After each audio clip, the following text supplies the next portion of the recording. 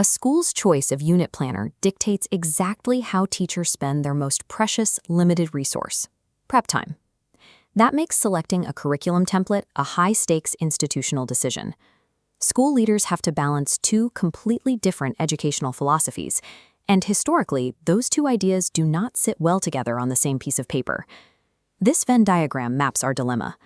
On the left, the rational technical tradition demands airtight alignment, every goal explicitly taught and measured. On the right, the constructivist tradition requires room for unscripted student exploration. The overlapping center is the ideal DP planner, balancing both. Your choice of planner determines whether teachers spend their hours designing better units or battling through a bureaucratic checklist. Let's evaluate our first option. Planner 1 is the leanest and most pragmatic template of the group. Its theoretical DNA relies on a Tylerian objectives model. It asks teachers to start with long-term transfer goals and then apply backward design to get there. Looking at this comparison matrix, we see Planner 1's structural flow. It moves directly from transfer goals to pedagogy to assessment, without demanding granular subsections. Its primary strength is economy. It gives time-strapped teachers a coherent planning spine while keeping administrative burden low. Veteran educators use it flexibly without feeling like they're filling out rigid compliance documents. But that lack of structure creates a critical flaw. There are no dedicated forces to guarantee genuine inquiry, and it doesn't force strict alignment between goals and assessments. A teacher could easily write down a specific learning goal on page 1, teach the unit, and never actually generate the evidence to assess that goal by the end. Planner 1 demands the least administrative effort from staff, but it relies entirely on the independent expertise of the teacher to maintain pedagogical rigor. Planner 2 is explicitly built to bridge educational programs. Its foundation rests heavily on Lynn Erickson's concept-based curriculum design. Moving to the second row, we see Planner 2 dictate structure. It requires teachers to write inquiry questions, separated cleanly into content, skills, and concepts. This makes it an incredibly effective tool for middle years program schools, creating a seamless intellectual transition into the DP. Teachers and students entering the diploma program already speak this language of conceptual inquiry, preventing curriculum whiplash. However, it has a structural flaw.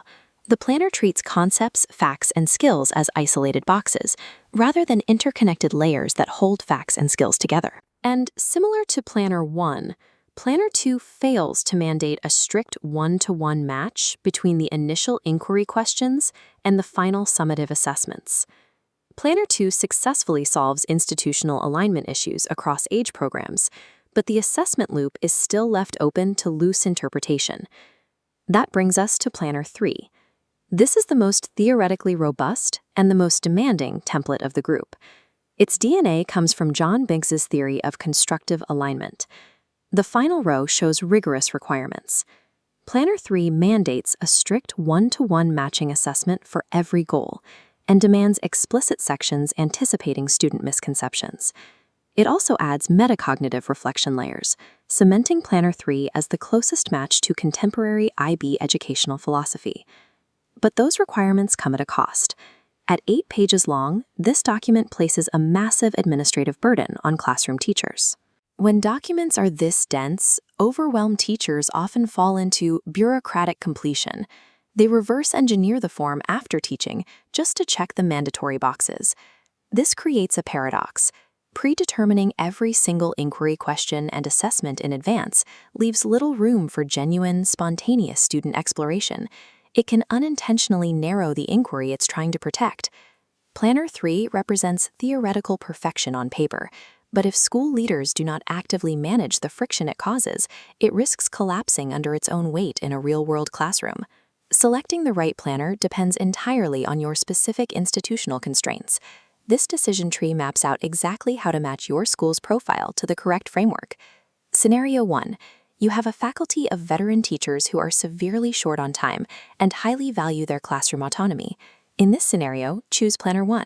It provides a coherent planning spine to keep the department organized without generating administrative resentment. Scenario 2. You are an IB continuum school struggling to bridge the pedagogical gap between your MYP and DP departments. Choose Planner 2. It forces conceptual inquiry to the forefront and guarantees both programs are using a shared language. Scenario 3. You are building a department from scratch or need to aggressively audit and fix assessment misalignment across your staff. choose Planner 3. But be warned, leaders must actively defend teachers' prep time to make a document this size viable. If you do adopt Planner 3, there is one necessary adjustment you must make to preserve the constructivist tradition of the IB. You need to add a dedicated blank section to the document to capture emergent, unscripted student questions and mid-unit changes in direction. A successful planner provides a framework strong enough to guarantee alignment while leaving the flexibility required for true classroom inquiry.